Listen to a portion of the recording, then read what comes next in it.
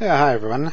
Rob back again. I'm going to do another video, probably too long, but if you don't like long videos, you probably wouldn't be watching my channel. If you do like long videos, grab a drink, settle down, and we'll chat a bit about the Nokia Lumia 920 for a little bit further. I've just done a long series of videos about this phone, about 5 hours of talk, which is sort of a review. This is a follow-up that really goes over some things I've thought of since. Some comments on the Portico update. This here is my wife's Lumia 920. That's mine in the case. Looks a little bit thicker.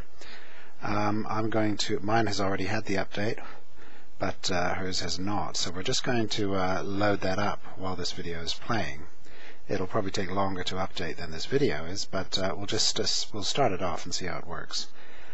So let's just do that now. When mine came in, I was hoping, I did some shots before and after with the camera, and there's another video linked in the description here which compares the before and after in great detail, so that's worth looking at if you're interested in that. Also note that all my videos are posted in 720p, so if you want to see it at full resolution, go to the little gear icon down here, click it and set it to 720p. And full screen if you like, if you want to see everything in detail. Okie dokie. Now here is my wife's Lumia. I'm going to talk about battery life and a whole bunch of things in this video, so sit tight. There's going to be quite a bit to go through. But let's just start the Portico update on here, assuming that it's going to come in. I'd been trying for months, ever since it was supposed to be out last year. It took a long time for it to get down where I am. But it finally showed up a couple of weeks ago. Now, where are the settings? Where has she put her settings? There we go. So you come into your settings, you scroll all the way down, and something to look at before we do. I want to compare the battery life, and because I'm going to plug this in for the Portico update, which will upset the battery display, because then it's been plugged in, I'll just do a quick comparison now, because one thing I've noticed very early on in the life of these Lumia 920s, if you've followed the forums and the Nokia forums and various other forums and sites, you'll have read about the freezing and the bad battery life and all kinds of issues. You know, a lot of people have them, some people don't. It's just typical what happens with a new phone. The Lumia 800 I had before had lots of issues, and eventually they put out an update that more than resolved the battery life and made it extremely good. And they used to have an app in the phone where you could key in a number and load up some sort of developer console and look at the charge and drainage of the battery. Now, you can't do that in the 920, but in the 800 you could, and they improved the drainage. Went from about 300, or 250 to 350 milliamp hours, milliamps, down to around 70 or 80 milliamps. So the battery life was extended greatly. Now this phone, a couple of issues: freezing. The questions were about, is it freezing because of the new Windows 8 operating system? Is it freezing because of the hardware, which is brand new? Is it freezing because of apps? All of these things were people were unsure about. In my view, it was all of the above. We both had freezing on our phones. My wife's first Lumia froze immediately and constantly, and we returned it. Got it replaced straight away, and it was then approximately like mine. Sort of freezes now and then. And the freeze would just sort of happen. You'd be doing something or listening to something, and all of a sudden it would freeze up, or it would spontaneously reboot. That sort of thing. And it was difficult to trace down what was causing it. The other issues were heat. You'd get heat up here in this area, which is where the antenna is. The RF transmitter, I think, is up here, or the CPU, not sure, one or the other, but it certainly gets quite warm up there. And if it was doing that, you sort of knew it was draining power, and it would be draining power. There are all kinds of fixes suggested for that. I did various hard resets and so on. Looked at the apps. My wife didn't really care, she just kept using it. I would look at the apps carefully to try and determine what was causing it. I have several suspicions, never confirmed any, but the Baconit app for Reddit was very suspicious for a long time, as was the Skype app, which is still in beta and still not fully integrated, so I'm not surprised with that one. And who knows what else. Over the first couple of months, there were no updates from Microsoft, but there were updates for these phones from Nokia. Now, Nokia delivers, or this operating system allows not just Microsoft, but also the manufacturers of the phones to deliver updates to the phone to fix things, which is something that's interesting about it. They don't have to wait for Microsoft or for the carrier to insert the updates into their updates. The Nokia can just update the phone themselves, as I understand can the other Windows Phone OEMs. And they did that through this thing here, Extras and Info. Every now and then you'll get an app update notification from the store that says Extras and Info. And you must download that. If you look there, you can see how it's got version numbers for all sorts of different bits and pieces. Probably nothing too relevant there, but up there, detailed here, updates from Nokia designed to fine-tune your Windows Phone experience. You should get these updates always. Now, over a couple of months, the phone's settled down. Hers still freezes a bit. Mine does not. It's been fine for the last 6 weeks to 2 months. It's really just been quite a normal phone. I have been updating everything. I uninstalled a few apps now and then, Bacon and so on, just to see if I could fix it. And I found a few things that were definite problems. One in particular, so you should always get the updates, always get the Extras and Info, let the phone install those, very important. But something else happened on my phone. And it was getting this warm thing up here. The battery started to go fairly quickly in a number of hours, say 6 hours, or by evening I'd have to put it back on the charger to top it up, and it wouldn't really charge properly. And so I ran it like that for a few days, and I thought there's got to be something wrong here. I could feel the heat again. If you can feel heat, there's a problem. If you haven't been using it, if it just sits around, like this phone has been on all day, and it's cool to the touch, same temperature everywhere. That's what it should be like. It shouldn't be warm unless you've been using it for something in particular. So the problem I found, and this may resolve this for some people, in the email app, go to your settings. I finally found what the problem was. I was actually going to reset the phone. It was that bad. I thought, oh no, I'm going to have to just reset it and be careful about what I install and just try and figure it out. But eventually I found it just when I was playing around. I went to email and accounts, went down to one of my accounts down here, and it was grayed out because it was synchronizing. And it stayed grayed out. It wouldn't turn white, so it wouldn't stop synchronizing. And I thought, oh, well, there's something wrong there. It's constantly trying to check the account. It was constantly checking the POP account on which is my own email server, and that's what it was doing. And I thought, well, that's probably what's causing the drain. And so I couldn't get it fixed. The only way I fixed it was to go on the server and clear out the webmail folder, just delete everything in the inbox, because there was obviously something there that was causing a problem. So I did that, cleared it all out, it synced properly, and bingo, phone's been fine again. Didn't have to reinstall anything, so perfect. And then after that, about a few days after that, the Portico update showed up, and I installed that as well. And the phone has been quite perfect ever since. Now, about the battery life, I want to just show you very quickly. My wife uses her phone non-stop, just constantly on Facebook, constantly on music, constantly listening to stuff. And we've both been up about this since the same time today, which is around about 10-11 hours ago or so. And now if I go here to the battery saver in the system menu, 10 hours. You see down here it says battery information, remaining battery 32%, estimated time remaining 20 hours, and it estimates that based on how long it took from the last charge to get down to the current remaining, and time since last charge 10 hours. Okay, so it's been running for 10 hours and lost 2/3, and that's had a lot of usage. So that's not bad though. That's pretty good for a smartphone. That's fine. That's plenty. That's pretty much a day's use.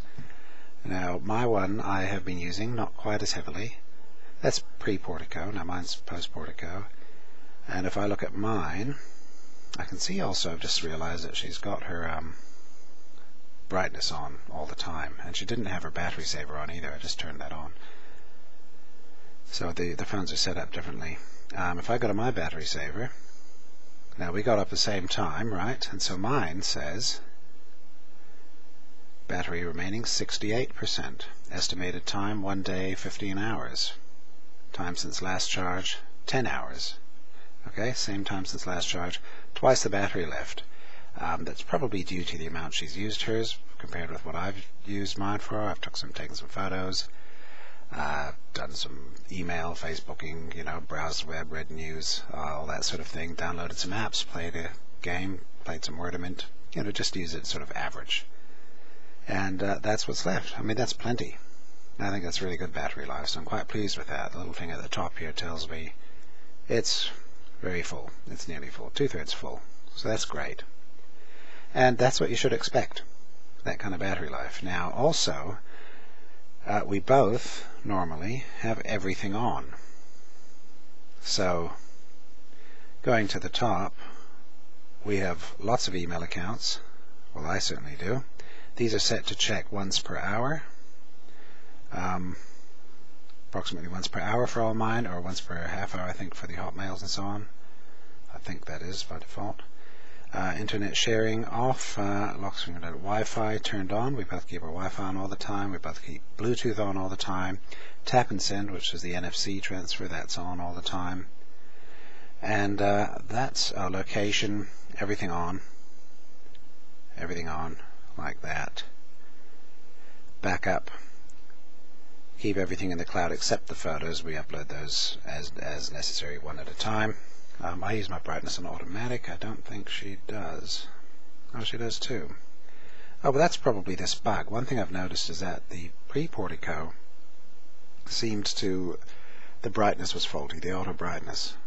And what it would do is that it would get locked on a certain brightness level, and the only way to stop it would be to go in there, turn it off, turn it on, and boom, then it drops or increases to whatever the auto brightness is. So now they match. Post-Portico, I used to have to do that every time I went to bed, or go into a dark room. I'd need to adjust that. Now I don't, so it works. It always goes automatically up and down. It never gets stuck. So that seems to have been fixed. I keep Find My Phone on. I keep everything on in there. Feedback, all this junk. Yeah, well, that's how likely you are to display and touch. Okay, so point I'm making there is I keep everything on. She keeps everything on too. So we keep everything on, and I do that because I want to know what the battery life actually is. I mean, I'm never far from a charger, so I can always charge if necessary, but I just want to know. I hate having to turn everything off just to manage the battery life. I don't buy a phone to spend my life messing around trying to keep it running. I just want it to run, so I just keep everything on, let it run. Now, let's go. So that was a comment about the battery life, and this suggestion that if you have trouble, one place you might look is the email. Look for a .email account. That certainly was the problem on mine. So I'll put that away for a moment and come in here, and we're going to trigger the update, which is from here, phone update. You just go there, and this is the first major over-the-air update for a Windows Phone, and future updates are all going to be like this. So it's really useful. It's quite handy, and it works. Just took quite a while. It depends, I think, how much data you've got on the phone. So it says your phone is up to date. Last checked about a month ago. Well, that's a rather long time. Just check that the Wi-Fi is on. Yep, Wi-Fi is running up there. Okay, let that do its thing. And if it tells us the update's available, I'll trigger it, and then I'm going to plug it in to the charger here. Got the lead ready.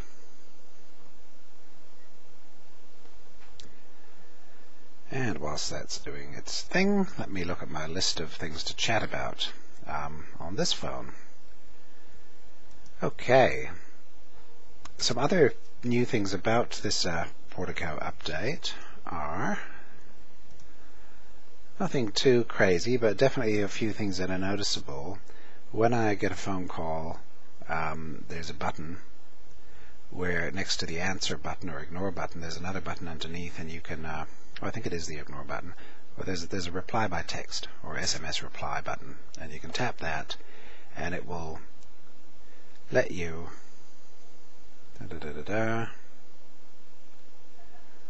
reply here in the phone settings, edit replies. It will let you just send one of these pre-written text messages, and these are the two defaults. I'll call you back, please text me, but you can edit those, and you can also add a couple more, and that is really useful. Typically I'm used to just flipping the phone over, or sorry, hitting the button here to turn it off, to cancel the call if I can't answer. But now I do use that. I use these things. I actually need to put some other messages in there as well. Something like, I'm in a meeting, I'll call back, that sort of thing. So that's really cool. I like that. There are some things about text messages. You can now have draft messages. I think when you finish, you start a message, and you in fact, if you forward a message, switch speak attach, I'm pretty sure you can forward a message, and you can edit it. You can change the message, so you can forward messages and change them if you want to send a meeting or something to someone else. Oh, look what this other phone is doing. It's already doing it. Downloading updates. So not only did it check for updates, it went right ahead. So I'm going to plug that in just to make sure it stays on. Excuse me. So we'll put that aside now and just let it do its thing. Keep an eye on it in that corner for me. Someone can watch that, please. Okay, so that's the other feature about the Portico update. It's pretty cool. And I must get some mandarins. And what else? It says, and this is a funny one, on the official update list, it says that you can stop pictures from downloading in IE. Just like the browsers used to be, just like in the old days, you can turn off pictures to save on bandwidth. Now I've been in here. It's supposed to be in here, but it's not. So it's on the list, it's not in here. I've been through the help place of where to find the setting, it's not here. That's right, it's supposed to be on this list. There should be a fifth box here for ticking that says either always download images, and then you untick it to not always download images, something like that. But I don't get that here. So that's weird. And what else does it do? Wi-Fi connectivity. Now, I didn't really ever find I had a problem with this. I don't know why. But the issue was with previously that if you ran an app on and were using the Wi-Fi, that if the phone went into, standby or lock here, turned itself off, the Wi-Fi would stop. And then presumably it would go onto data and use data. Which of course is absolutely what you don't want, because you could be running a podcast or something like that. You could be doing something here, and I go to bed with this every night plugged into my ear, and I listen to something, and then the phone always goes off after about 30 minutes because that's what I got it set to do. And I never had a blowout of my data because of that, so I don't know why. I don't know what the problem was, but it didn't seem to be disconnecting. But in any case, now it is now official that Wi-Fi, and if you go to your Wi-Fi settings under Advanced, you have this setting: keep Wi-Fi on when screen times out, and that's for that. Keeps it going when the screen goes off. So great. Now I keep that on all the time. And this is another new thing. I just keep it on. I'm not worried about the battery. I'm just going to let it keep going. We'll see what happens. Hasn't affected the battery. My battery is really, really good now, so no problems there. Okay. And apart from that, I think you can do things like you can send text messages to multiple recipients. I think that was one of the other updates. Oh, and someone also mentioned that in here, which I hadn't noticed, was I think from Twitter you get the full message. Oh, I think here in the What's New it was, and I think here now, if someone tweets me, which no one ever does, I don't get no tweets, but if someone tweets, you get the full message. I'm not sure where you see that. It's either there or it's in the People Hub in the updates. I think maybe it was just truncated in some way, maybe not. For some reason I always thought this was the full message. It looks like the full message. It's usually more than I want to read. So, whatever. That's been pointed out as an advantage in the phone as well, so great stuff. Okay, that's Portico. What else? Let's just check up on this phone. Preparing to install 9%, so that's just got a 12%. Don't know what it's doing. It could be transferring data somewhere. Don't know. We'll find out. Just let it go ahead. Now, what else have I found that's new? I have been using the tethering with my tablet, with my little Windows 8 Asus tablet. That's the Wi-Fi tethering, where you can have something like 5 or 6 devices all hooked up to your phone through Wi-Fi. That works really well. It's quick. It does drain the battery quite a bit. I'll have that running, and after an hour or so, it's gone down quite a bit. So either use it sparingly or be prepared to, charge if you're going to keep using it all day. So that's an issue there. Or if you're using it in the car or something, you just, of course, plug it into your car charger. We've just had the Mobile World Congress, and one of the very cool things I saw that Nokia has released, which I'm really looking forward to, and have mentioned in many comments of many videos on YouTube, is the wireless charging. A lot of people say wireless charging is rubbish. Apple says it's rubbish because, you have to plug the charger into something. Well, they're missing the whole point. I think wireless chargers is fantastic. Not at home. I haven't got one here. I would have one if it was cheap enough and they're available, but I'd have to go out of my way to get one now, and they're not that cheap, so I'm not too worried about it. But because I just plug this in once a day at night, plug it in and take it out, take it off, and that's it. I'm done. But where I do want wireless charging is I want it in my car. I want the charge thing sitting there somewhere on the dash. I want to get in. I want to just plunk it in like that. And what I always said was I want it to fire up the Bluetooth through NFC and hook up with my radio, so that the audio is all hooked up at the same time. So you just get in, put it in, it's charging, you get your audio, you can do your sat-nav, whatever you want, pick it up and walk away. I mean, having to fiddle around with a cable is just a pain, and so wireless charging in a car especially is fantastic. So Nokia have announced exactly such a charger. Now, I don't see the name of it, but they have got it on their website now. They just call it the Nokia Wireless Charging Car Holder. And it's a pretty generic looking car holder. I think it grabs the phone a little bit low down here, which I don't like. But it's a car holder. It's got the wireless charging plate and NFC, and you sort of you tap the phone, on it. I don't know why with NFC you always have to tap, but you sort of come up and you hit it, and then I think the default launches the sat-nav, but you can change it to other things. I'm presuming you can just change it with by programming it, and they have this very cool app here, somewhere here, which is an NFC. Oh, it'll be under Nokia. Nokia NFC writer. This thing here, which is very cool. You can buy little NFC tags, little sticky ones, on eBay for quite cheap. I don't know, $1 or less each. Buy little 10 packs and so on.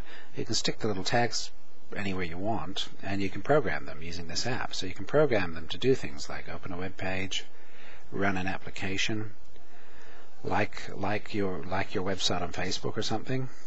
Go to settings. Ideas that people are using it for. I have this sticker on the back of my business card.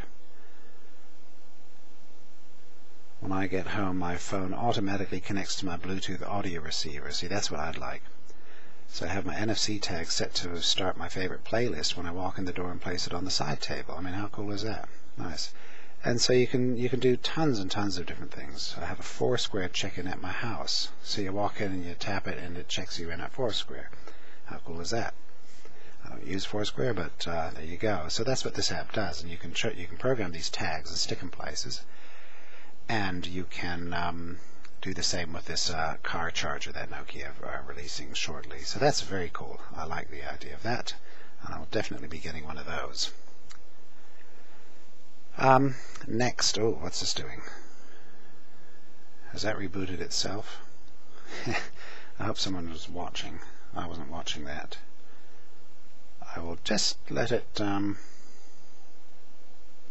Actually, I seem to recall when I did mine that it was doing this, and I just have to come back. Yeah, okay. Yeah, if yours does that, just beware. It's still going. Just turn it on, and it'll still be going. It says 91% preparing to install. So we'll let that continue. And carry on with my notes. What else have I got? Something, I'm going to talk quite a bit about apps here. Brightness, Twitter, Glammy, Hardcore, Auto, Photosynth, yeah.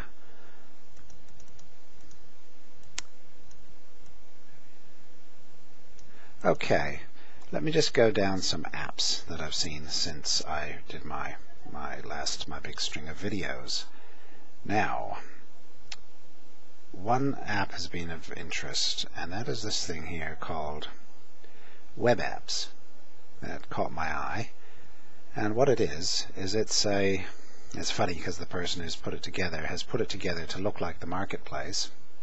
There's a collection of stuff, categories of apps, featured apps, and so on. And so it looks like an app store, and if you go and look at something, you know, you rate things, who's in related, reviews, screenshot, right? So it's just like the app store.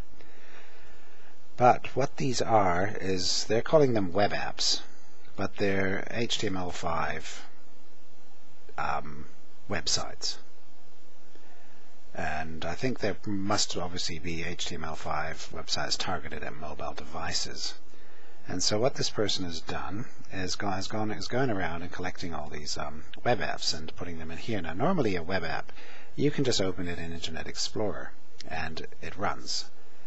And so you wonder, why would you have this? Well, the convenience here is they've gone looking for them, which is nice. But the other thing is, they've got it set up so that you can pin this straight to your start screen. You like a particular app, like here. No, you can't do here because that's Nokia here, but that's a good site. Let's see what Ars Technica is like. Oh, these are the ones I've already I think those are the ones I've already opened. But let's get Ars Technica, because that is a site we know. Pin to start. And it pins it like that. And when you launch it, right, now that is the Ars Technica mobile site. And the difference here, though, is there's no Chrome in the browser. There's no address bar. So you get the full screen, which is nice. So I think that's the next benefit, is that you get a nice full screen sort of layout, as if it were a dedicated app,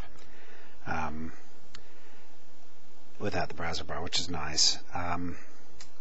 and the web app people look for the apps for you. Now that has been immediately beneficial for me because I use Xero for accounting, and I didn't even know they had an interface. I know they had an app for Android and an app for Apple, and I was like, well, when am I going to get one for for Windows Mobile?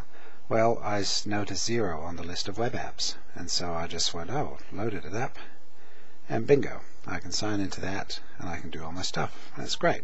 Works well. Perhaps not quite so cool as you have to log in every time. Now, there's one disadvantage with this, and that is this. I will show you a couple of things. If we, for example, well, I'd show you with Xero, but I won't. But I'll tell you what happens. If I'm using Xero, I log into it, and then I do things. I step through various pages and tabs, and I do things. And then, when I want to close it out, because that's an app I sign into, and it's an important one that people shouldn't be able to sign into, so I want to close it out. You can't close it out from this because it's a Chromeless window. There's nowhere to go. And so you try hitting the back button to get out of it, to get out of the web app, and you end up in that situation where you have to wait for every single browser page that you've been through to load and unload as you go through. And so with that in mind, this is not that great. So in fact, it's better if it opens in IE, because in IE you can close individual tabs, and so you could just close the tab that this is on, and it's gone.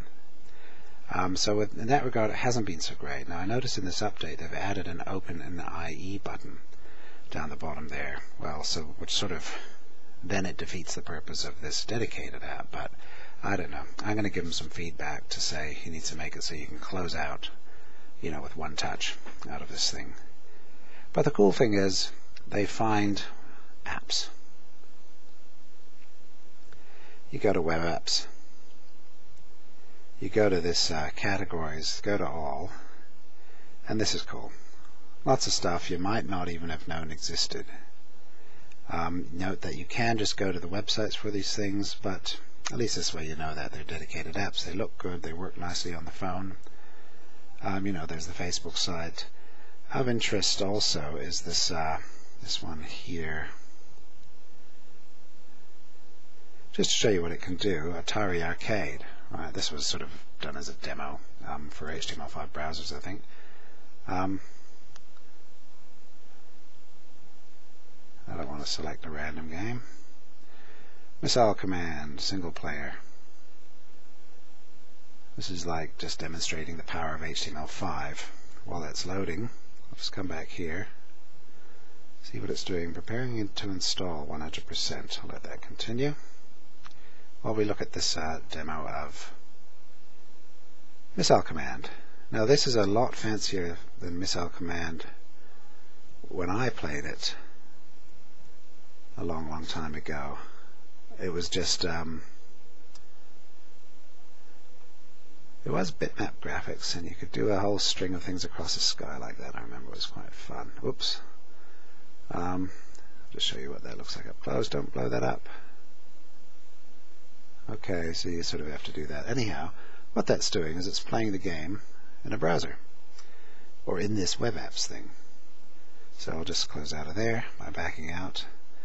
So that shows you what that is all about.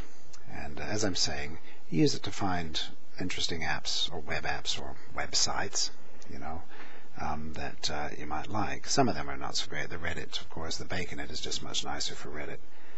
But that's there in any case. Now what I want to just quickly demo regarding the web apps here is that on the left is the YouTube web app. Okay, that's what it looks like. Go over there to the menu. Yep, there's all the menu items. Go back, and so on and so forth. That's the YouTube web app. Go back out. Close out, come on. I don't know what that's doing. But this here, this is m.youtube.com. This is the YouTube mobile website. This is actually the app that you get to if you go here in your tray, go down to Y for YouTube, that little one there, which is the one that when you first open a YouTube site or video on your phone, it goes to the App Store and it downloads this thing from Microsoft, which is basically just a stub or a redirect to their mobile YouTube website. So that's there, and as you can see, it is exactly the same site as that web app. So that's the point I'm sort of making. And the difference is you get the browser Chrome down here, so you get all the browser tools, which takes away a bit of your screen. And the benefit of having the browser is you can go to your tabs and close out of a tab, so it's gone. You can't do that from within the web app. Okay? So if you're using a website that you need to authenticate in, and that web app seems to actually be crashed or something. That would be interesting to see if we find we've actually crashed something. Oh no, there we go. It's just messing around. Quick look over here. Preparing to install 100%, still doing the same thing. Okay. So, go down the list of other things we're looking at here.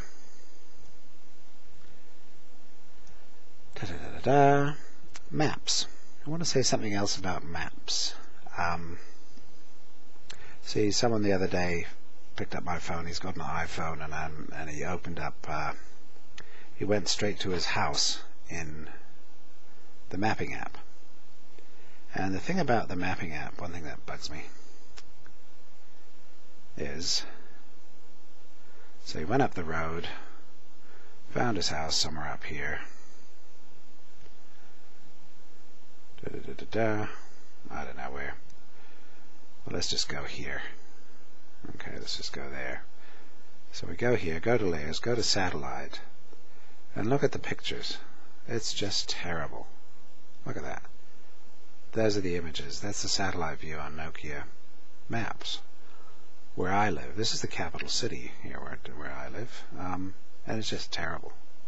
They're just totally washed out, low res, ugly images. Looks terrible. So he was like, well, okay, that looks awful. And so I was like, okay, yeah, he's right. It does look awful. So I then went to something that because he looked on his phone on Google Maps, of course, and showed me what it should look like. And so I have, of course, Gmaps on here. And I went there, and I thought, well, of course I can get there like this. In we go, and it's clunky, and it's sort of slow, and I'm trying to get rid of that stuff, but I don't know how. Clear map, that does it. And then you go into to get the satellite view. It's not on these things. You actually have to go into the settings of all places. And what I'm pointing out is that it's neat that this app exists and has Google Maps stuff in it, but it's a really clunky app. Street, physical, hybrid, satellite. So you go there, step back out, and now you get, the Google Earth pictures. And of course that is vastly superior. So that set of buildings right there.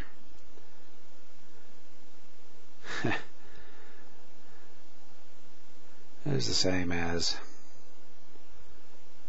that set right there. There.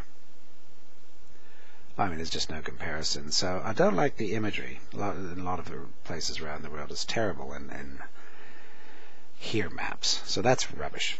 However, you can load this up and you can see things. So if necessary, if you want to see satellite view, good quality, Gmaps is there. Problem here, you can't really zoom in that close. It sort of stops you from going in, which is irritating. As does the Nokia maps as well. It stops you going in very far. But that's there. Now this map has got some irritating things though.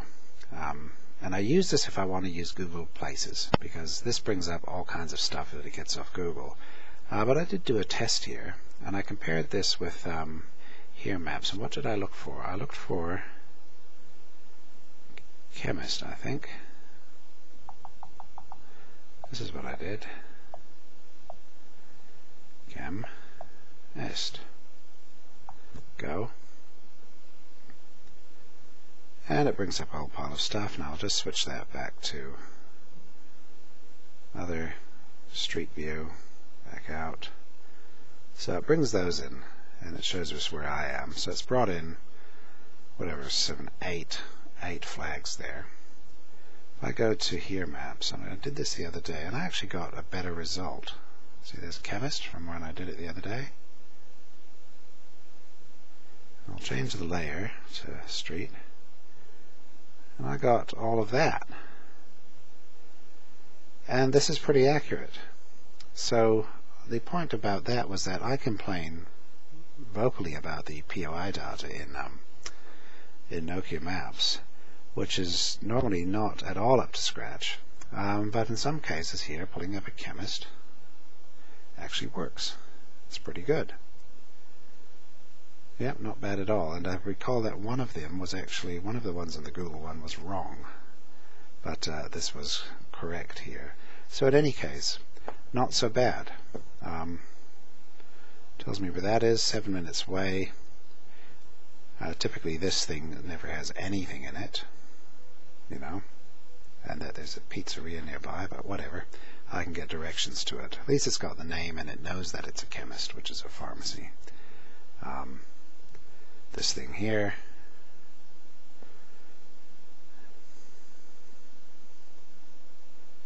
there it is, and detail routes, and you can go there like that. It's not so bad. I don't know. At least it's another option.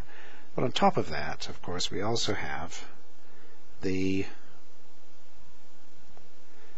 thing, Google Maps. Okay, this is the website. This is Google Maps web app, if you want to call it that. And if we go in here and go CHEM, the neat thing about this text doesn't work. You keep tapping that because I want to select chemist, and it won't. So there's a bug.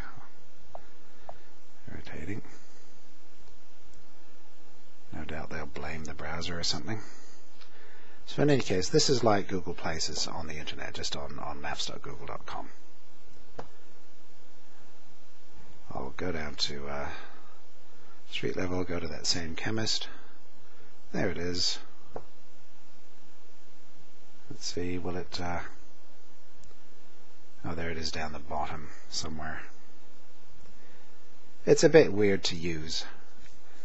This is the equivalent of that Nokia Here website. Your update is ready to be installed. You won't be able to use this phone. This should take 5 to 10 minutes, but could take longer. It's going to take longer. Tells us what's in the what updates are there. So I'm just going to go install and let that do its thing. Whether we wait for that or not, I'll probably finish this video. So just talking a little bit more about maps. So that website's available as well if you really need to have Google Maps feature, stuff. I mean, you wouldn't use this for a sat-nav or anything. There's no point. You just use the Nokia Drive. But the point here is that you can get access to Google's great location and point of interest data is through both of these tools. So not too bad, really. It's all there in the end.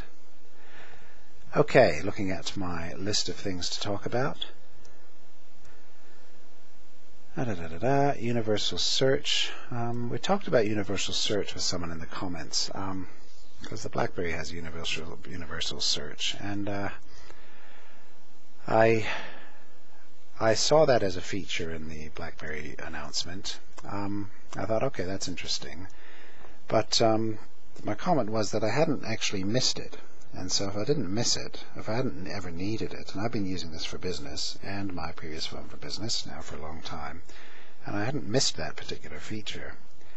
And in the announcement it said things like, oh, you can find anything on your device. So you go and you go plonk and it lists anything, and it said documents, pictures, and I sort of stopped at pictures and I thought, who has named pictures on the device? You don't.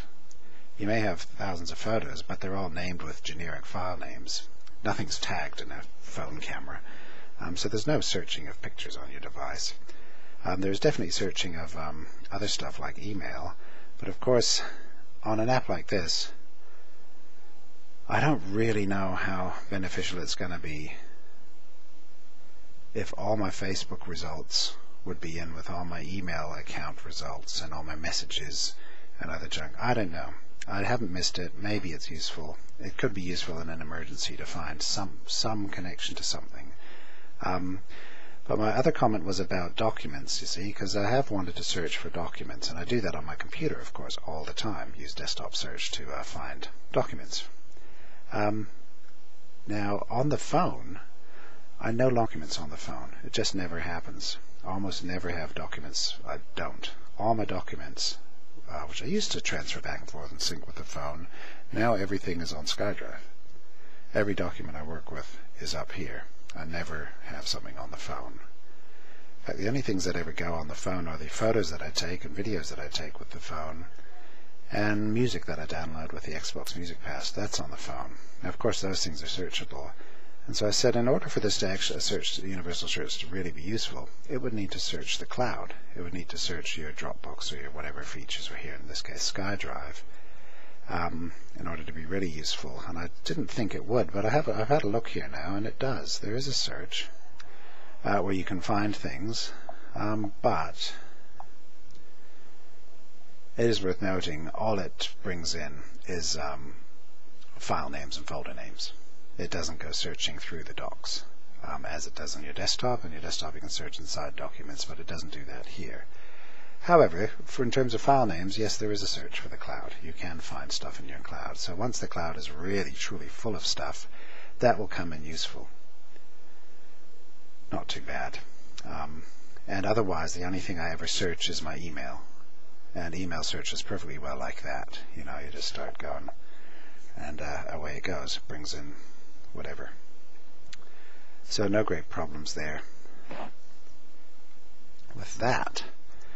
And the last thing I want to touch on is a couple of notes I made. Oh, one in particular. In my camera video, in the marathon review, the 90-day marathon review about this phone, I talk about the camera. I think it's the second or third in the series. And I talk about how rubbish the interface is for this. And in the video I've said what I really want is, I don't want to have to go in here to get to things like exposure compensation, which is the one thing I use in every shot. I need to get to exposure compensation every time and make a choice. And then go in and out, and it's just a nightmare. What I said in the video is, I want a camera and app that gives me it on a slider right here. So I can just, point it and then go up and down, and that's my exposure compensation. And sure enough, 2 weeks later, I'm on one of these websites full of Windows Phone news. This is a couple of days ago, and I see someone's released an app called Clever Camera. And what do you know?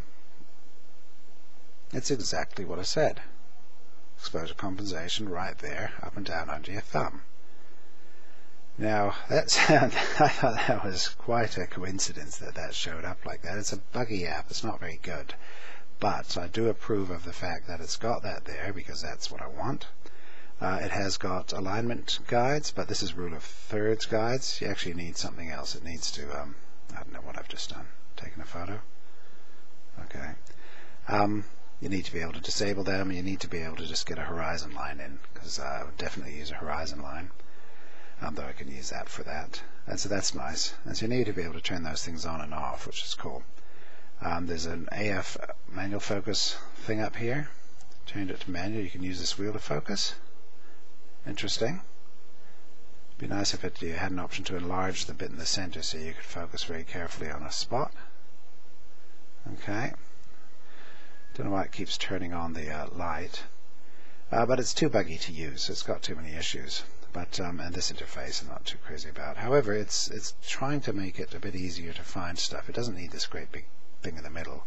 It would be sufficient if it just had the bar underneath, and you just sort of clicked on things. So you do that, and you've got your shutter speeds and so on, which doesn't seem to really work. So I don't know what the deal is with that. Oops, I've taken another photo. And the other thing, it's not a camera lens, which would be nice. It'd be nice if it could be made to be the default camera, because I would like to use this all the time after it's fixed and is not so buggy. But I really love this, to be able to have that. So interesting, fluke or not, maybe a developer is watching the videos and thought, hey, I'll hurry up and make that. If he has, then wonderful, thank you very much. And please start ironing out the bugs and I'll buy that. Okay, that's the clever camera. It's on the market. Don't buy it yet, it really needs some work. So that's about that camera app. And the last thing I want to discuss, while this is still ticking over, is favorite features I use and favorite features I don't use about this phone. Favorite features I use all the time.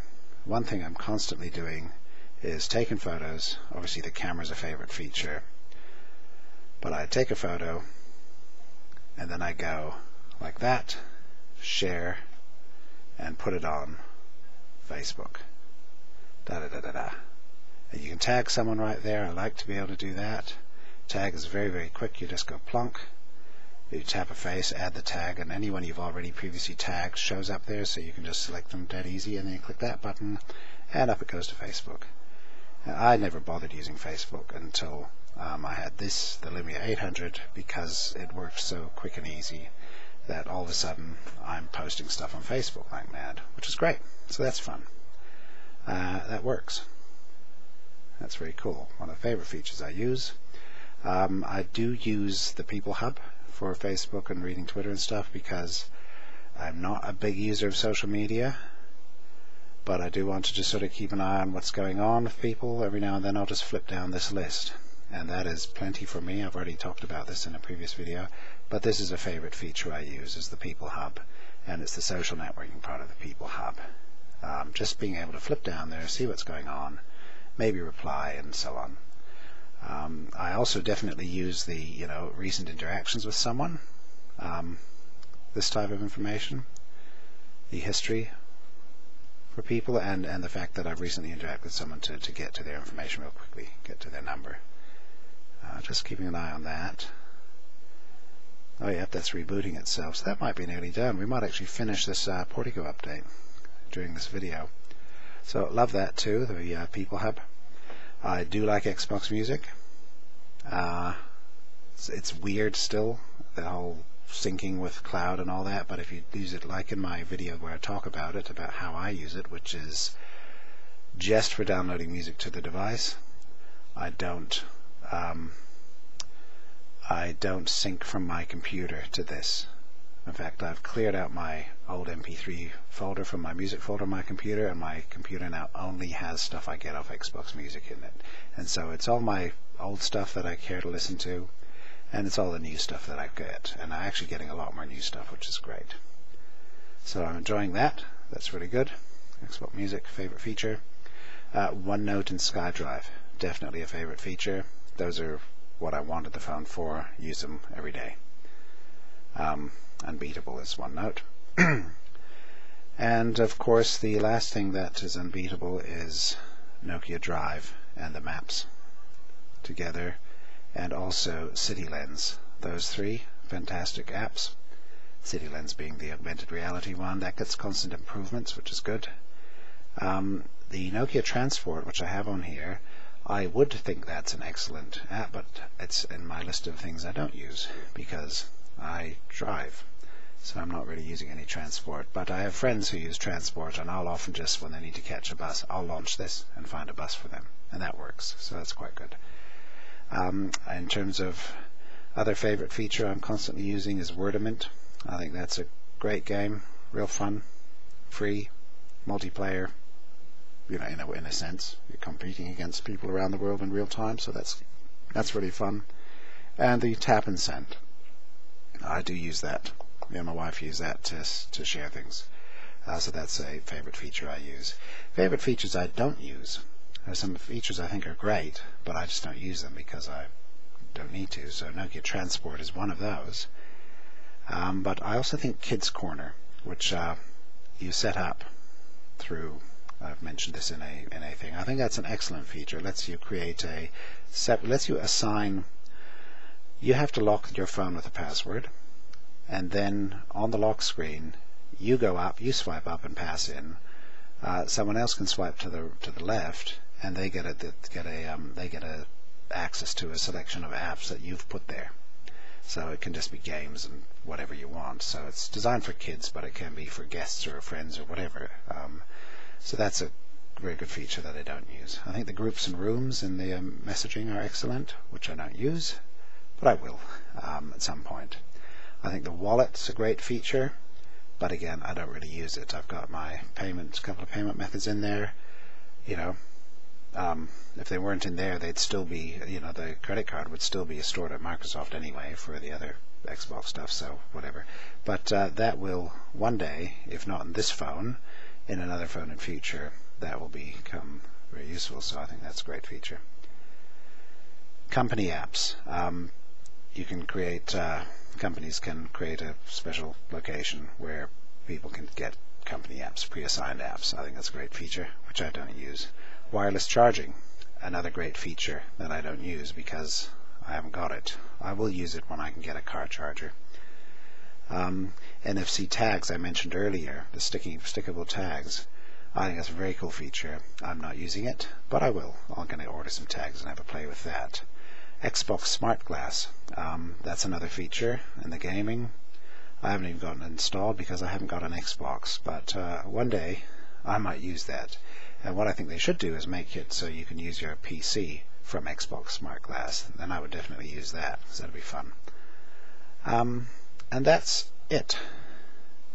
Let's just catch up. I think that's all I need to say here about the phone. I just wanted to follow up on my long reviews with a few more things, comments about things, and that was really that.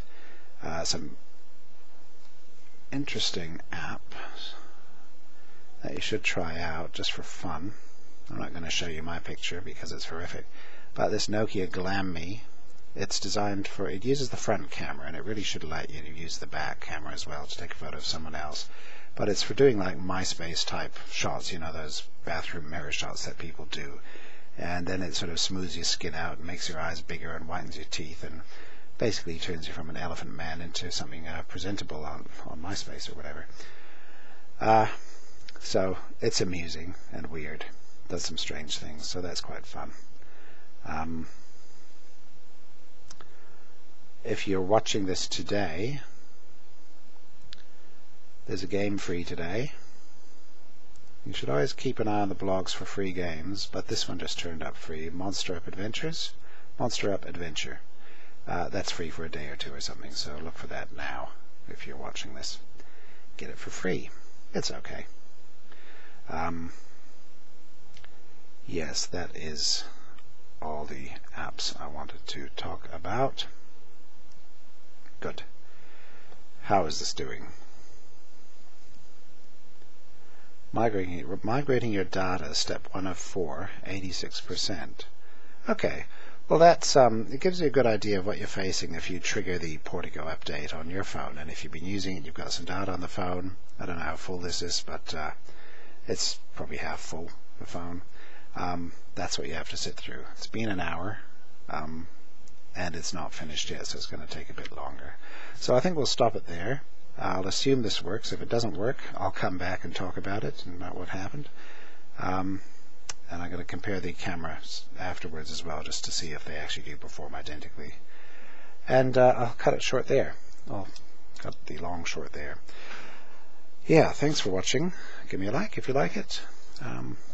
And subscribe if you want to hear more. Okay, thanks. Bye-bye.